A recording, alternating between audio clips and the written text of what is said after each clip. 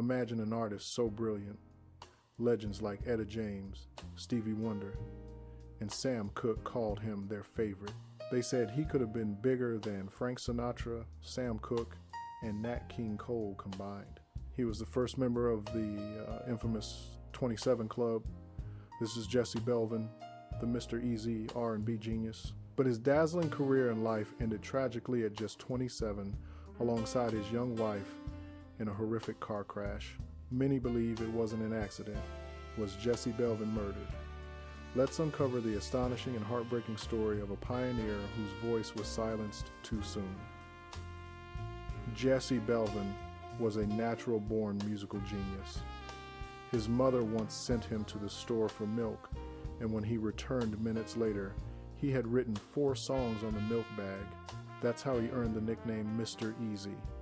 He was a gifted pianist, prolific songwriter, and a singer with a golden voice. His most famous song, Earth Angel. He wrote it while in the army. But here's the kicker. His friends stole it from his house while Jesse was away, and the Penguins recorded it. Jesse's mother used to let his friends play their piano, the only one in the neighborhood, and Jesse's songbook was right there. Jesse had to come home early from the military to fight a court battle for his royalties once he heard Earth Angel on the radio. The beef over that song got so deep. Rumors spread. There was a street war over it, but Jesse eventually got his credit. Earth Angel became one of the first R&B singles to cross over onto the pop charts, selling over 1 million copies. They say it was the first song to truly bring white and black people together during that segregated time, especially teenagers. In the 1,950 seconds, black artists knew little about the music business. Jesse would write songs fast and sell them for a mere $100 to help his family. He'd write for friends, get them deals, and get caught in multiple contracts, often using different names because he just loved making music and needed the money. But then came Joanne. Joanne Belvin, his wife, would play a monumental role. She was the only one Jesse could truly trust. She studied all his contracts, learning how to negotiate, becoming his songwriting partner and later his manager. A black woman manager in the 50 seconds? That must have scared the industry. Jesse's talent was undeniable. His song Guess Who hit the top 40 pop charts and number 7 on the R&B charts, earning him 2 Grammy nominations in 1959. It was actually a love letter written by Joanne to him when he was in the military during the Korean War. This showed their incredible partnership. When it was time for Jesse to sign with RCA Victor Records, Joanne made sure his deal was groundbreaking. She negotiated a contract like Elvis Presley's, including movie deals. And get this, part of Jesse's duties at RCA was to be the vocal coach for Elvis Presley. They paid Jesse to help teach Elvis. Joanne and Jesse were the blueprint, showing black artists the business side of the game, making sure Jesse wouldn't get screwed out of his money. But despite his success and Joanne's savvy, Jesse faced immense pressure. RCA wanted to market him as the Black Elvis Presley, a smooth ballad singer on the same level as Nat King Cole, to appeal to white audiences. They were in fierce competition with Capitol Records and Nat King Cole. But while trying to make his record label happy, Jesse felt he was losing his loyal black fan base. So he decided to join the R&B Caravan Tour, an all-black roster, and the first rock and roll show of 1,960. He had a show lined up at the 2,600-seat Robinson Auditorium in Little Rock, Arkansas, alongside Sam Cooke, Jackie Wilson, and other stars. This wasn't a typical Chitlin circuit tour. This was planned as the first integrated show ever in the state of Arkansas, bringing white and black teenagers together for the first time. Little Rock, Arkansas, was a powder keg of racism. Just a few years earlier, the Little Rock 9 incident had happened, where 9 black students faced physical and verbal abuse trying to integrate Central High School, requiring the National Guard to protect them. One black student even had acid thrown in her eyes. The hatred was palpable. Jesse, coming from California, had experienced racism, but the Deep South was a whole different ballgame. What he saw terrified him. He called his mother multiple times, telling her about the hatred he and the other R&B stars were experiencing. His mother, who usually heard from him every couple of weeks, became deeply worried after receiving 3 nervous calls. Jesse Belvin's popularity was just as big as Sam Cooke's and Jackie Wilson's, and he had already received death threats that week. This show was a dangerous gamble. At the Little Rock concert, white supremacists packed the crowd, shouting racial slurs at Jesse, Jackie Wilson, and the other black artists. They urged white teenagers to leave, furious at the sight of white and black people mingling in one room. They started throwing glass bottles from the mezzanine and fighting with black audience members. It got so bad the show had to be stopped twice. Jackie Wilson even refused to perform, getting into a heated argument with the promoter and police. After the show, things escalated.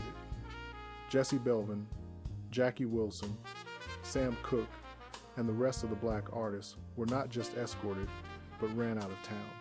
The promoter wanted them to perform a second show, but they refused. They were ordered to leave town at gunpoint. It was ugly. Jesse had already received at least 6 death threats from angry whites. The next stop was Dallas, Texas, and more death threats were already coming in. As they walked to their cars, they saw about 5 young white men near Jesse's and Jackie Wilson's vehicles. One witness claimed 2 men blocked the view of Jesse's car while another was underneath it. Somehow, Jesse and his group managed to escape, leaving Arkansas in Jesse's black Cadillac. Inside were Jesse, his wife Joanne, his friend and guitarist Kirk Davis, and their driver, Charles Shackelford. Now, about Charles Shackelford. He had recently been Ray Charles's driver, but Ray fired him because of his reckless driving. Ray Charles wrote in his autobiography that Shackelford liked to hang around shows instead of sleeping, even though he had to drive long hours and he liked to drink. Hours after leaving Little Rock, Shackelford, driving Jesse's Cadillac, somehow lost control. He veered into the oncoming lane of traffic, resulting in a horrific head-on collision. The car exploded, bursting into flames. Other musicians on the tour, following far behind, saw a horrible red glow light up the sky where the 2 cars collided. Jesse Belvin and the driver, Charles, were killed instantly. His wife, Joanne, was also in the car. She was rushed to the hospital with severe injuries and put into a coma. A week later, she died from her injuries. But here's the crazy part. According to Etta James's book, Rage to Survive, the hospital refused to treat Joanne until they got money. She remained untreated until someone contacted Jackie Wilson, who drove all the way from Dallas, Texas, back to Arkansas with cash for the doctors. But it was too late. Joanne died, having been left untreated with a crushed pelvis, chest, and broken arm. Etta James also said Jackie Wilson told her the crash was Shackelford's fault. He fell asleep at the wheel. Everyone else in the car was asleep. Jesse, right before the crash, grabbed Joanne's head and shoved it beneath the car radio, which likely saved her life for that moment. But Jesse went through the windshield and was nearly decapitated. Jesse's guitarist, Kirk Davis, sleeping in the back seat, was injured but survived. He was the only one to make it, but he has never given an interview about what really happened that night. He was also badly hurt and in a coma, so he might not remember. The couple in the other car, a husband and wife from Milwaukee, also died, making a total of 5 lives lost that day. When police arrived at the scene, one of the first state troopers stated that both rear tires on Jesse Belvin's black Cadillac had been obviously tampered with. He said they looked like they had been slashed, but after making that statement, he gave no more details. This made people immediately suspect foul play. There was no evidence from the crash scene, no notes, no photos, no report was ever filed. Given the police's attitude towards black people in the 1,950 seconds and 60 seconds, when news of Jesse's death reached the black community, they automatically assumed foul play, especially because it happened in the Deep South. Jackie Wilson, deeply upset by Jesse's death, wanted his lawyer to investigate.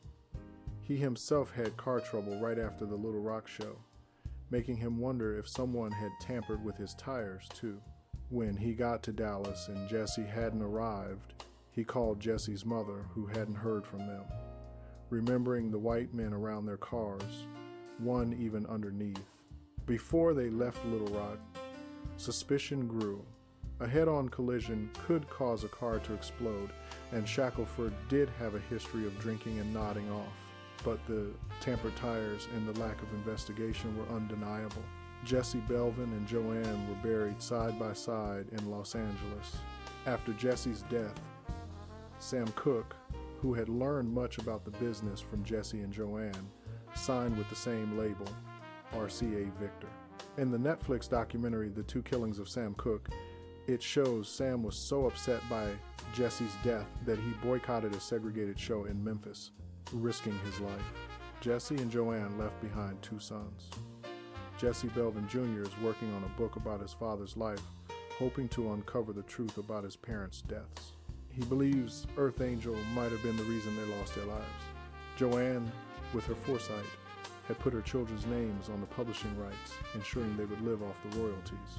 Jesse Belvin was also the first member of the infamous 27 Club, a chilling fact that adds another layer of mystery to his early demise. Jesse Belvin, a pioneer, a true genius, died at just 27, and his brilliant wife Joanne at 25. What if he hadn't played that show in Little Rock? What if his tires hadn't been tampered with? His music still touches souls, but his story remains shrouded in unanswered questions. Was it a tragic accident, or was it murder driven by the hatred of a segregated era? We may never know the full truth, but we can ensure Jesse Belvin, the Mr. Easy who changed music and inspired legends, is never forgotten. Listen to his music. Share his story. Let's hope his son's book finally brings closure to this enduring mystery.